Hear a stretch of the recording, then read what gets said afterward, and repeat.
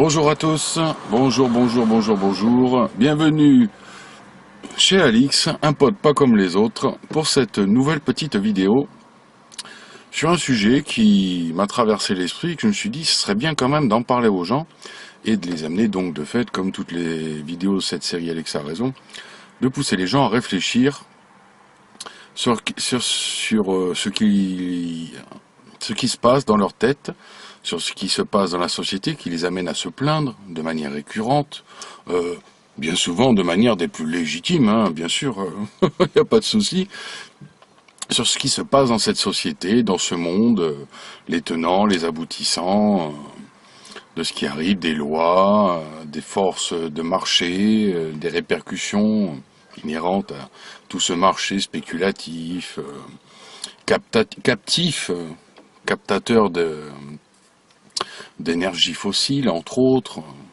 Je donne un exemple, hein, mais et tout un tas d'autres, bien sûr. Donc, sur cet état d'esprit de ce que les gens sont prêts à sacrifier ou non, alors qu'ils se plaignent continuellement, et comme je le disais précédemment, pour beaucoup et pour même la plus grande majorité de manière des plus légitimes. Donc là, je ne suis pas là pour critiquer ou stigmatiser ces gens-là, mais je suis juste là pour les amener à réfléchir sur une réalité fondamentale.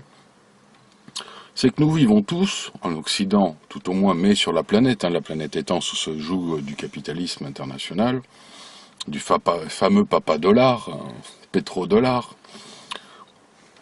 Tout le monde se plaint, oui, c'est horrible ce qui se passe en Palestine, oui, c'est horrible ce qui se passe en Syrie, ce qui est vrai, hein, je ne nie pas le fait, hein, attention, ne me faites pas dire ou me prêtez pas des pensées que je n'ai pas, hein, ou que je n'ai pas eu, ou que je ne veux pas avoir, bien sûr. Certes, il se passe des choses terribles là-bas, au Mali, etc. Je suis bien d'accord, il n'y a bien de souci. Mais, dites-vous bien que vous élisez les politiques, pour tous ceux qui votent, je félicite ceux qui ne votent pas, qui ont compris ce qui était la politique, et de manière en travers, comme dirait l'autre, je remercie aussi ceux qui n'y connaissent rien en politique, qui s'en fichent complètement, parce que au moins ils rendent service à tout ce monde apolitique. Ce qui est embêtant, c'est que nous sommes juste à la limite, hein, des gens qui votent, qui ne votent pas. Nous l'avons vu au dernier régional, nous l'avons vu au présidentiel, et encore beaucoup de monde s'est investi, moi-même y compris le premier, mais bon, je voulais tout sauf Macron, donc j'avais pas voté depuis le référendum, donc je vous laisse imaginer que notre ami Sarkozy a pris comme du papier toilette et s'est nettoyé le fondement avec ce référendum de 2005, vous vous en souvenez tous. Ah, pas piqué des hannetons, hein. Oh là là, et tous ces Français qui n'ont pas compris que. Et voilà, c'est pour ça que l'année dernière, au travers de mes lives et vidéos, je passais mon temps sur la chaîne Alixator à essayer de faire comprendre aux gens qu'il fallait voter pour l'opposant de Macron, qui serait forcément au deuxième tour, et que comme c'était prévu depuis 3-4 ans, ils nous vendaient le fait que ça serait Marine Le Pen, c'était évident, je disais votez pour elle, parce que elle fera moins de dégâts que lui. Mais plein de gens n'ont pas compris, beaucoup de gens sont dans le mode de barrage du castor, des gauchistes débiles, je suis désolé. On peut être humaniste sans être un socialiste, hein. Allez demander à notre ami Éric Pérou. Par exemple, il y en a moult d'autres, hein. Allez demander à Étienne Chouard, hein. Faut quand même pas être idiot. Faut savoir aimer l'humain, aimer les gens sur la planète sans adhérer à une idéologie égalitariste, réductrice, stigmatisante, hein, parce que je vous rappelle que le racisme, c'est SOS Racisme, qui c'est qui l'a amené en France? C'est Mitterrand. Mitterrand, c'est le Parti Socialiste. Enfin voilà, un peu d'histoire politique, hein, n'hésitez pas, renseignez-vous. Ça ne fait de mal à personne. Je ne stigmatise pas les gens qui aiment l'humain. On peut être humaniste, quelle que soit notre idéologie, encartée dans un parti politique par ce dogme de la société qui nous encarte sans nous demander la permission. J'en reviens donc que nous élisons tous ces politiques pour diverses raisons. Nous allons voter pour diverses raisons. Moi, je vous ai donné la mienne. Je vous garantis que les politiques et moi, on n'est pas copains, vu que mon truc, c'est l'analyse politique. On n'est pas copains du tout. Mais bon, voilà, c'est ça. Toujours est-il donc que nous élisons ces politiques qui sont tous alliés entre eux, puisque tous élus par les lobbies financiers, quels qu'ils soient, hein, lobby militaro-industriel, Big Pharma, lobby agroalimentaire, et j'en passe, c'est des meilleurs. Hein.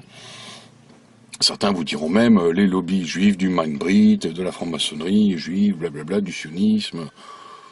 C'est une des facettes de l'oligarchie mondiale. Faut pas être là pour décrier, enfin pour dénier quelque chose qui est une réalité. Il faut quand même pas dire n'importe quoi. Mais il faut pas juste focus dessus comme le fait le père Soral. Il n'y a pas que ça. C'est une des composantes qu'il ne faut pas mettre de côté, qui est très importante quand même. Donc je disais, donc nous votons tous pour ces politiques qui, dans une coalition, sont élus par des gens d'argent, des lobbies financiers, et qui sont là pour juste faire de l'argent, en étant captifs de tout captateur, tout ce qui peut rapporter de l'argent. La misère dans le monde, ils s'en fichent. La vie humaine, à part la leur, ils ne donnent aucune valeur. Ça c'est en fait, faut quand même pas se cacher derrière son petit doigt, je vous l'ai déjà dit. C'est un fait. Et sous des travers matérialistes, la société dans laquelle nous vivons, gauchisée de manière globalisée, bien sûr, mais sans stigmatisation, je le dis, c'est un état de fait. Nous sommes dans une décadence, et vous remarquerez que tout ce qui est gauchiste, viscéralement, intrinsèquement viscéral, chez eux, ce trait de caractère vomit sur ce qui est conservateur, c'est-à-dire la culture, les traditions, la culture ou la multiculture, historiquement parlant, comme les traditions, la famille, le père, la mère, ils détruisent tout ça. C'est quand même donc que cette idéologie gauchisée, globalisée, a quand même une décadence viscérale du manque de respect de l'humain. Il ne valorise que le droit de la raison sur le sens de la famille, de l'amour, de la fraternité dans la famille et après avec les humains autour de nous, bien sûr. Pas très cool tout ça, mais c'est un constat de fait, et c'est pas une histoire de stigmatiser ces gens-là, c'est juste dire une réalité, un constat, c'est comme ça. Alors que vous, si vous en êtes, je suis désolé. Soit vous êtes malin et vous en sortez, soit vous allez vous acheter un cerveau. Il paraît que chez Jiffy, ils en vendent deux pour le prix d'un. Ça coûte pas cher, allez-y. Toujours est-il donc que en plus ce sont ces gens-là, de cette pensée, courant de pensée-là, qui sont les premiers. Ah ouais, faut être anti-sioniste parce que y a Palestine. Vous faites pitié. Comment peut-on légitimer un truc d'un côté et le décrier de l'autre? Vous légitimez votre idéologie qui est globalisante et qui imprègne la société dans laquelle nous vivons. Vous reniez nos frontières, vous reniez tout ce qui fait qu'on peut avoir des attaches, des accroches fortes et tout, un solide ancrage pour nous, pour nos familles, dans la société dans laquelle nous vivons, en allant vous plaindre de la politique que ça peut créer à l'autre bout du monde. D'où je vous dis, c'est pour ça que je vous dis de vous acheter un cerveau, c'est pas pour vous insulter. Pour ceux qui ne comprennent pas, c'est pas pour vous insulter du tout. C'est un fait. On peut pas vouloir le beurre et l'argent du beurre et le derrière de la crémière. Ou du crémier. Vous voyez ce que je veux dire? Faut quand même être adulte et responsable. Et donc, de ce fait, à côté de ça, qu'est-ce qui se passe? Vous vous plaignez quand vous faites des manifestations, vous vous plaignez quand il y a des queues et des queues et des queues parce que pénurie d'essence, par exemple. En France, dans notre pays. Bah oui. Comment pouvez-vous vous plaindre de ne pas avoir d'essence vu que vous légitimez les politiques de ces gens-là qui vont attaquer la Syrie, l'Irak anciennement, le Mali actuel et d'autres pays, la Libye, etc., pour aller justement, au nom de ces politiques qui font ces attaques-là, sous divers biais et médias menteurs et falsificateurs, je vous en ai déjà parlé en plusieurs modes, que ce soit en mode Alix ou en mode Alixarazon ou Alixator. Et à côté de ça, vous vous plaignez quand vous n'avez pas d'essence à mettre dans votre voiture. Et qu'êtes-vous prêt à sacrifier? Qu'êtes-vous prêt à sacrifier? Est-ce que vous n'allez pas comprendre enfin qu'il est temps de remarcher? Nous sommes des bipèdes, nous ne sommes pas faits pour avoir le cul dans une voiture, mais nous sommes faits pour marcher. Nous avons deux jambes, nous sommes faits pour marcher, pas pour conduire des véhicules. Il faut quand même ça vous le dire, ça c'est un exemple type de ce qu'il faut vous responsabiliser et vous le dire. Ah ouais, mais tu veux nous faire retourner à l'âge de pierre. Et alors? Sous prétexte que tu veux avoir ta voiture, et que tu veux stigmatiser le fait que je te donne une leçon de morale, Tu me fais une accusation avec un argument d'autorité sur ouais, tu veux nous faire retourner à l'âge de pierre, t'es un rétrograde. Et ouais, tout à fait. Et pourtant, je vous dis ça assis dans une voiture, hein, parce que je fais tout pour m'en séparer, mais à l'heure actuelle, pour des raisons que mes abonnés connaissent, enfin, certains, je peux pas encore, mais je vous garantis que je vais tout faire pour. Hein. Mon projet de vie, je m'en suis sorti de la mouille, j'ai une bonne vie maintenant. Maintenant, je vais dans la direction de ce qu'il faut pour m'en sortir. De tout ce matérialisme inutile. Donc je vous donne pas des leçons de morale, je vous amène à comprendre pourquoi je pense comme je pense, si vous préférez. Et pourquoi mon projet est d'arriver à de me sortir et de sortir toute ma famille de ce matérialisme.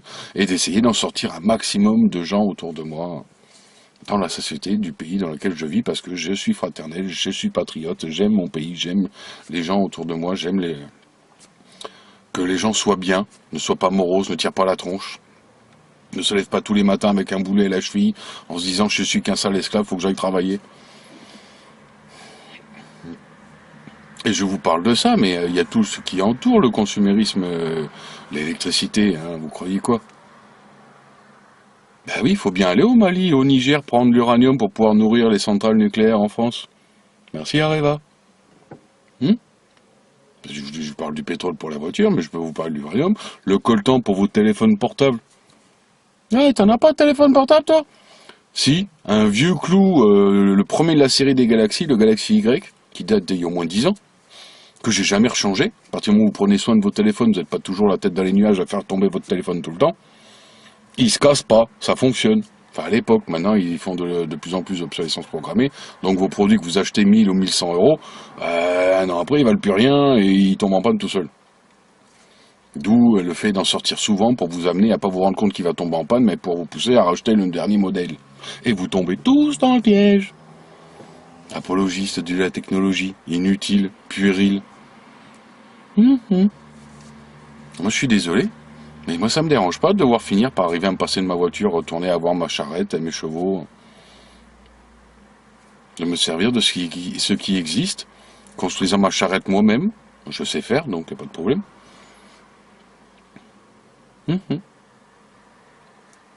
Ça rapproche de la famille, ça rapproche de l'humain, ça rapproche des choses concrètes. Vous oubliez que cette idéologie gauchisée globalisante, comme je vous le disais, elle a le vecteur de nous isoler. C'est l'apologie de l'individualisme. Le moi je pense donc je suis. Puérilité, slogan banalisant la bécilité des moutons, je suis désolé. Est-ce que ça embête beaucoup nos chers amis zététiciens, hein, et autres adeptes de l'art du doute? Ben, c'est pas le doute, c'est le nihilisme, hein, c'est pas la même chose.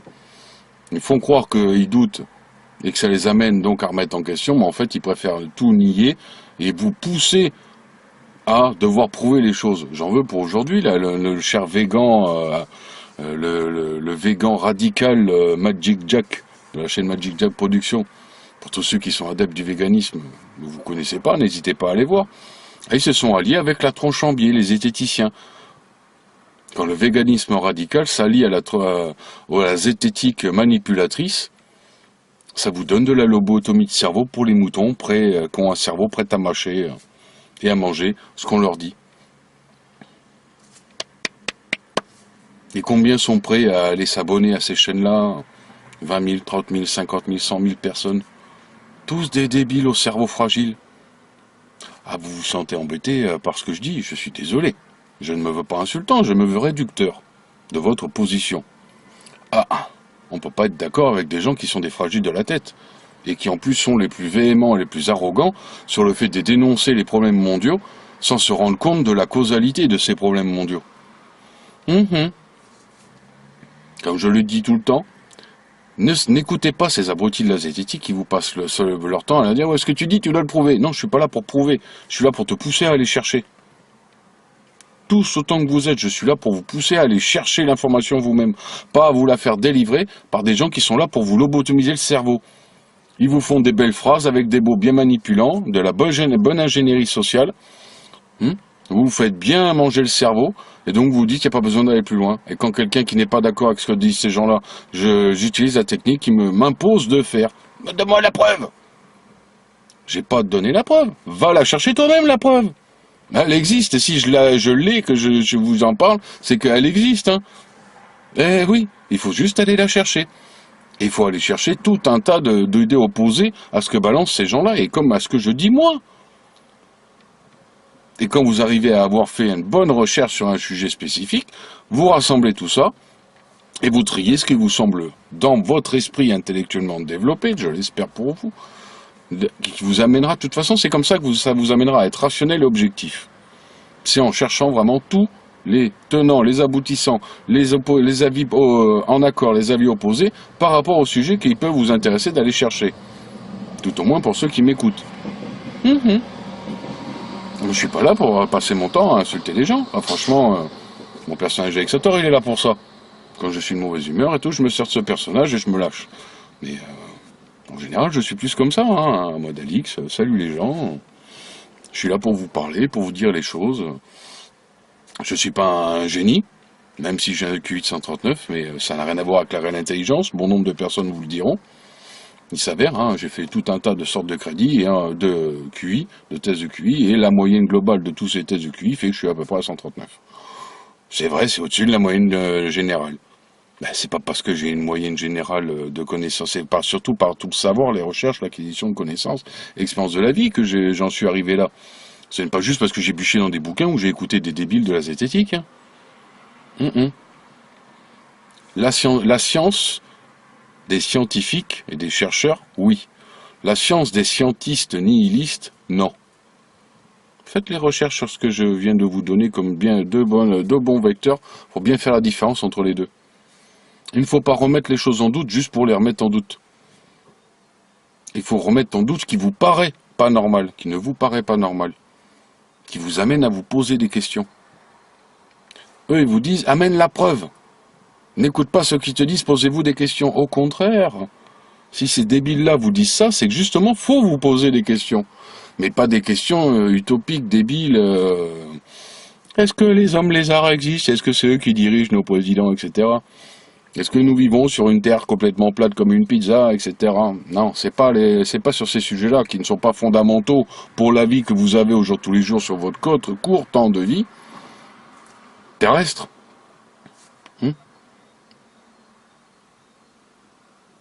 C'est pas ça qu'il faut vous poser. C'est sur les bons sujets. Est-ce que ma nourriture est saine?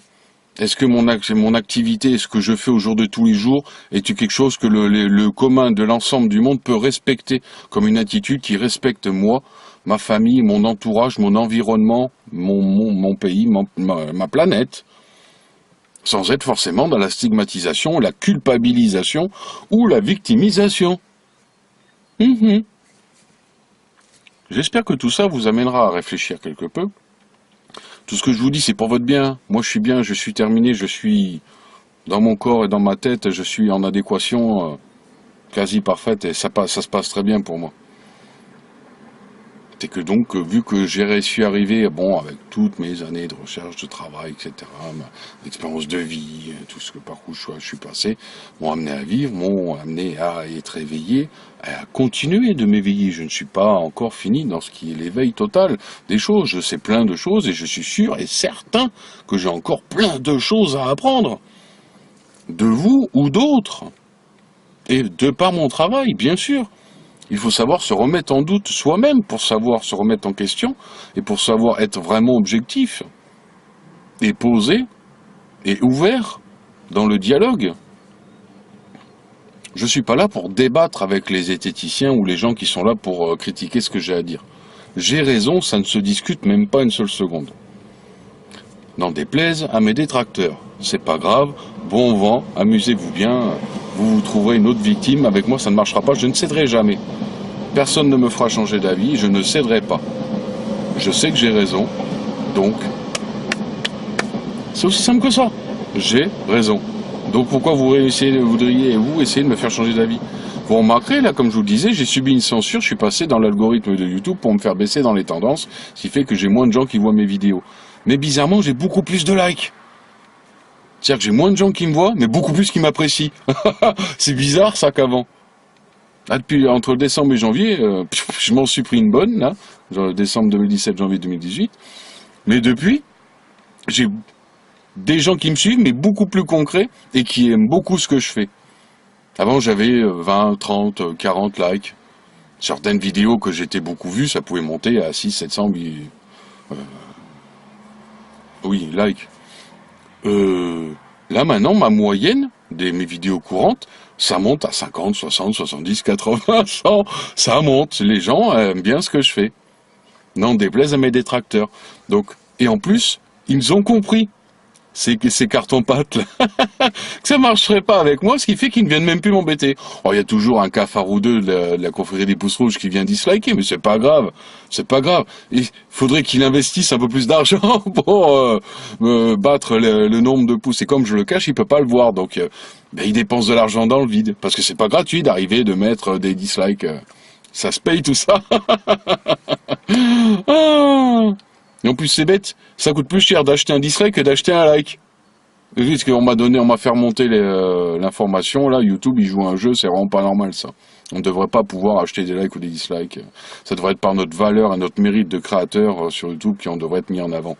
Le coup des likes, dislikes, c'est vraiment honteux ça. C'est une technique de YouTube assez puérile. Le coup de la dénonciation, du signalement, etc. Ils ne font rien pour les pages YouTube pédophiles, mais ils viennent embêter les gens qui sont des éveilleurs de conscience ou des lanceurs d'alerte. C'est inadmissible ça, c'est vraiment inadmissible. Enfin, bonne petite vidéo, j'espère qu'elle va vous aider à réfléchir. Je reviendrai vers vous très prochainement, bien sûr, hein, pour une prochaine vidéo d'Alix, un pote pas comme les autres. À bientôt les amis, portez-vous bien et je vous souhaite tout un tas de bonnes choses. Au revoir.